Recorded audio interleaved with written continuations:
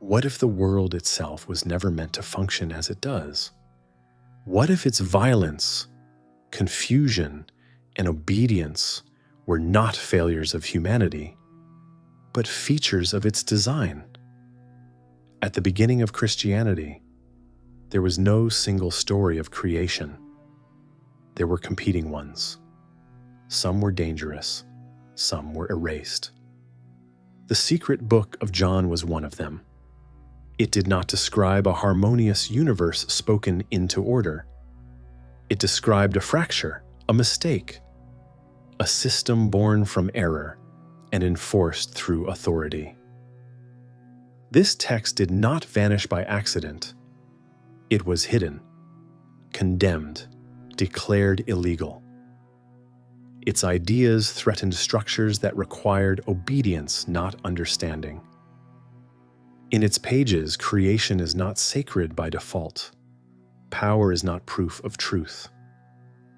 And the God who rules the world is not the highest source of light. The secret book of John begins with a veil, not a curtain drawn by humanity, but one imposed upon it. Behind that veil is a story the early church could not allow to survive. A story that claimed the world was built wrong from the start. And once you see that fracture, you cannot unsee it. The story does not begin with belief, it begins with fear. You are told that early Christianity was unified, orderly, certain, that a single truth emerged and endured. That is not what happened. In the first centuries, many creation stories circulated. Some aligned with authority, others undermined it. The secret book of John belonged to the second kind. It did not flatter power. It questioned it. This text claimed that the visible rulers of the world were not divine guides, but false authorities. That creation itself was shaped by ignorance. That obedience was demanded to conceal a mistake. Such ideas could not be debated safely. They had to be removed. By the 2nd century, church leaders began naming enemies, not of morality but of structure. Gnostic texts were labeled heretical, not because they promoted chaos, but because they refused submission. The secret book of John survived only because it was hidden, buried, copied in secret, passed quietly from hand to hand. Centuries later, it was found in the desert, sealed in jars, preserved like a crime scene. What made it so dangerous? It stripped authority of its sacred mask. The text claims that the ruler of this world is not the highest God. It names him. It exposes him. It quotes his arrogance directly. The Apocryphon of John says he became arrogant, saying, "I am God, and there is no other beside me." This was not poetry, it was an accusation. If the ruler of the cosmos is ignorant, then the system he governs cannot be trusted. Laws become instruments. Worship becomes compliance. Fear becomes a tool. This was intolerable to institutions built on hierarchy. A creation story that begins with error does not produce obedient subjects. It produces skeptics, witnesses, people who look behind the veil. So the text was silenced, not corrected, not debated, erased. What remained was a simpler narrative, a perfect creation, a flawless authority, a God who could not be questioned. But the fracture did not disappear, it was only buried. And buried things have a way of returning. This is where the secret book of John truly begins, not as theology, but as evidence. Authority, the text insists, did not descend from light. It emerged from confusion. The secret book of John does not begin creation with intention. It begins with misrecognition. A power comes into being that does not understand its own origin. It sees only what is below it. It mistakes limitation for supremacy. This is the birth of false authority. The text names this power the demiurge, not a metaphor, a ruler, a maker, a being who constructs the material order while remaining ignorant of the higher realms above him. He does not create out of wisdom. He imitates.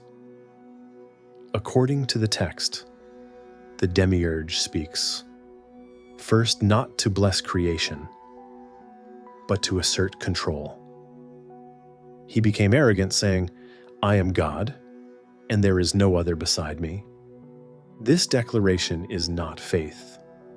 It is insecurity. The secret book of John frames this moment as catastrophic, not because creation exists, but because it is governed by a ruler who does not know where he came from. Authority born from ignorance must constantly defend itself. So it builds systems, it establishes laws, it creates enforcers, it generates fear.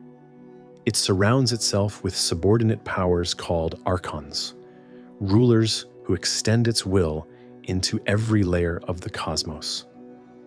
The Archons are not demons in the modern sense. They are administrators, wardens, managers of reality. Their function is simple: maintain order, preserve hierarchy, prevent awareness. This is why the text treats obedience with suspicion. A system ruled by ignorance cannot tolerate questioning. It must present itself as final, eternal, beyond appeal. The secret book of John exposes this structure with unsettling clarity. It claims that the world's authority operates by concealment, by distraction, by repetition. Law replaces understanding. Ritual replaces knowledge. Fear replaces truth. This was not merely a mythological claim. It was a political one. If authority is not divine, then submission is not sacred. That implication alone explains why the text was suppressed, because it reframes power itself as a symptom of error. The Genesis creation story, familiar and clean, is not rejected outright in the secret book of John. It is reinterpreted, reframed, exposed. The creator who declares dominion is not the ultimate source. He is a lower ruler, operating within a flawed system, enforcing a law that keeps humanity unaware of what lies beyond him. Creation, then, is not a gift. It is a containment. And authority is not proof of truth. It is evidence of distance from it. Once this structure is seen, it cannot be unseen. The world begins to look less like a sacred order and more like an imposed one. And imposed systems do not survive recognition. The fracture does not begin with rebellion.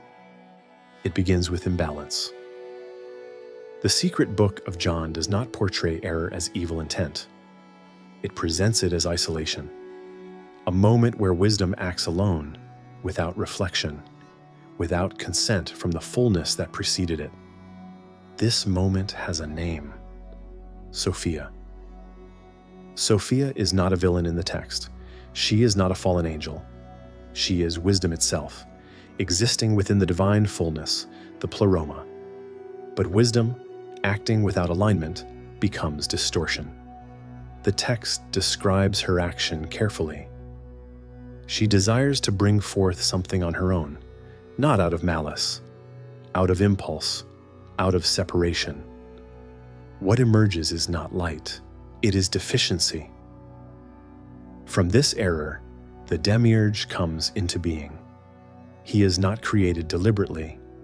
He is generated unintentionally, a product of fractured wisdom. The text is explicit.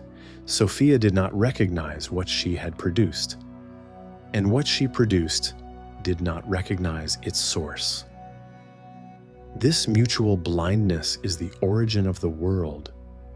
The demiurge is born outside the fullness, cut off from the higher realms.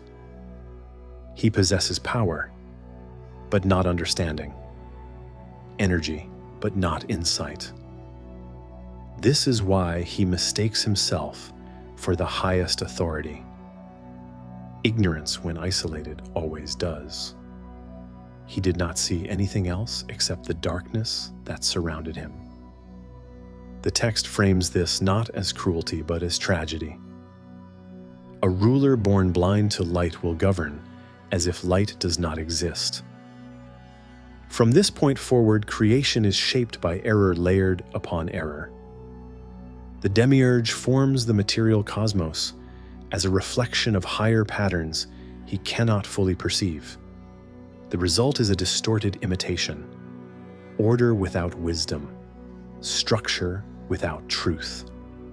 The Archons emerge alongside him, each embodying aspects of this limitation. They are not chaotic forces. They are rigid ones. They enforce boundaries. They reinforce separation. They normalize confinement. Sophia, meanwhile, recognizes the mistake too late. The text does not allow her to simply undo what was done. There is no reset, no correction. Error, once externalized, acquires momentum. Creation moves forward under a ruler who does not know that he is flawed. This is the most unsettling claim of the secret book of John. The world is not broken because humanity failed. It is broken because it was never whole. This reframes suffering entirely. Pain is not punishment. Confusion is not weakness. Disobedience is not sin. They are symptoms of a system born from error and maintained by ignorance. Once this is understood, the question is no longer why the world feels wrong. The question becomes why anyone expected it to feel right at all. Error does not rule alone, it organizes. The secret book of John describes the emergence of the Archons as a response to instability. The demiurge, uncertain of his own origin, surrounds himself with powers that reflect his fear. Together, they construct a layered system of control. These are not monsters. They are mechanisms. Each Archon governs a region of reality, not through chaos, but through regulation. They impose limits. They define roles. They enforce repetition. The text names them rulers, authorities, forces that shape how the world behaves and how humanity understands itself within it. Their task is not to destroy creation. It is to stabilize ignorance. The Archons are described as imitators. They copy patterns they do not fully grasp. They reproduce forms of order without comprehension of meaning. This is why the world appears structured yet hollow, why laws exist without justice, why power persists without wisdom, why obedience is rewarded while understanding is discouraged. According to the secret book of John, the Archons shape the human condition deliberately. They form bodies. They define time. They regulate desire, not to liberate humanity, but to bind it. He said to the Archons, "Come, let us create a human being according to the image of God and according to our likeness." This is not a statement of benevolence. It is a strategy. Humanity is designed as a container, a vessel capable of holding something the Archons themselves lack: light. But the light is buried, fragmented, enclosed within layers of distraction and fear. The Archons do not understand the light. They cannot access it, but they recognize its threat. So they construct a world that keeps it dormant. This is why the secret book of John treats social order with suspicion. Hierarchy is not neutral. Routine is not innocent. Repetition is not meaningless. They are tools.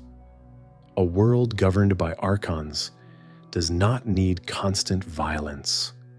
It needs compliance, habit, acceptance of limits presented as natural. The greatest deception, the text suggests, is not domination. It is normalization. When control becomes invisible, it no longer feels imposed. It feels inevitable. This is the architecture of the cosmos according to the secret book of John, a system built to sustain ignorance. And systems like this do not collapse through force. They collapse through recognition. But recognition has consequences. Once the Archons are seen for what they are, the world does not become safer. It becomes unstable. Ignorance does not endure by force alone. It endures by concealment. The secret book of John describes a world layered with veils, not physical barriers, but perceptual ones, filters placed over awareness, limits imposed on memory, vision, and understanding. The Archons do not merely rule the external world. They shape what can be perceived within it. The text claims that humanity was never meant to remain blind. Something unexpected occurred in the act of creation. When the Archons formed the human body, they unintentionally created a vessel capable of holding more than they intended. Light entered. Not openly, not completely, but enough. This is the central tension of the text. Humanity contains a fragment of the divine fullness, even while living inside a world designed to suppress it. The response to this threat was subtle. The Archons did not destroy humanity. They distracted it. They fragmented attention. They introduced shame, fear, and false identity. They taught humans to mistake the body for the self, to confuse obedience with virtue, to accept authority as truth. The veil thickened.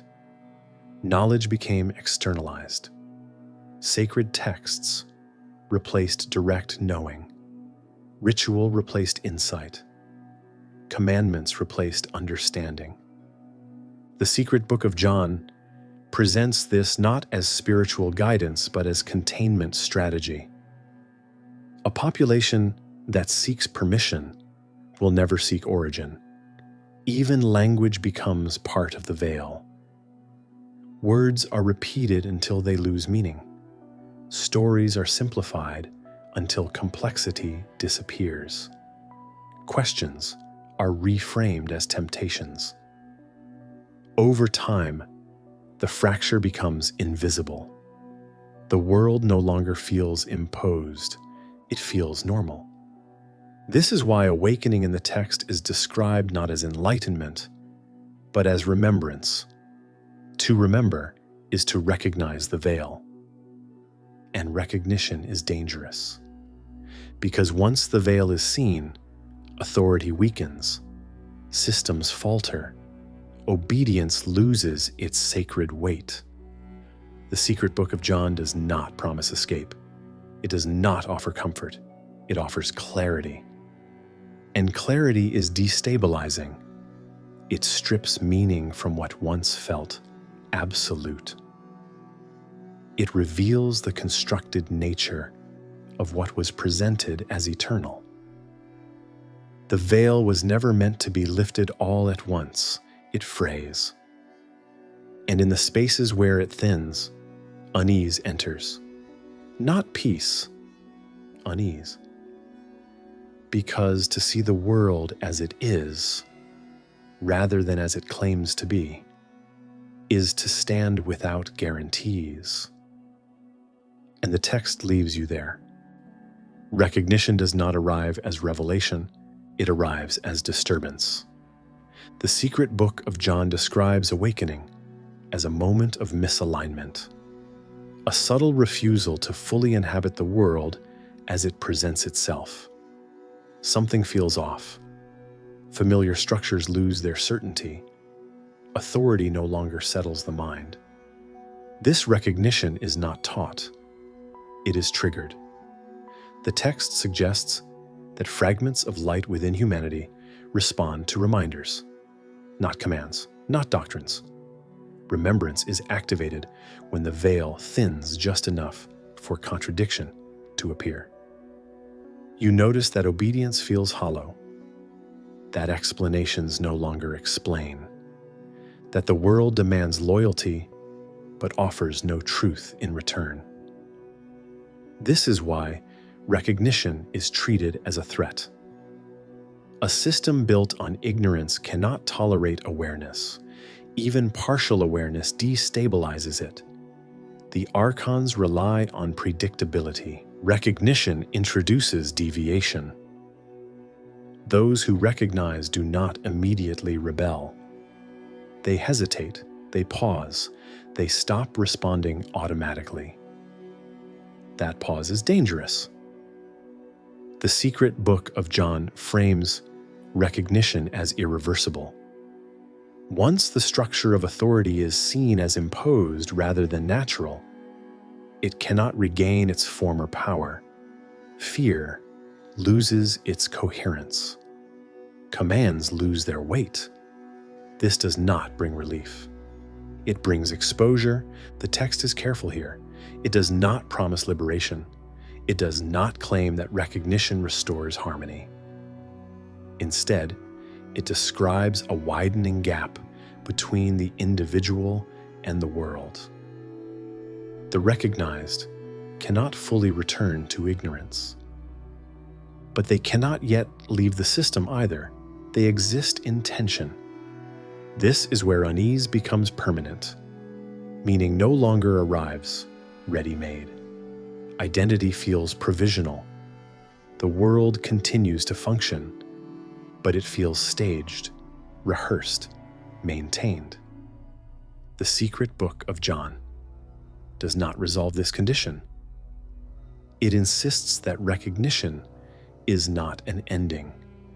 It is a fracture that remains open. To recognize the world as structured by error is to live without guarantees, without final authority, without reassurance that obedience will be rewarded. The text leaves you here deliberately. Not healed, not saved. Aware. And once awareness takes hold, the question is no longer whether the world was built wrong.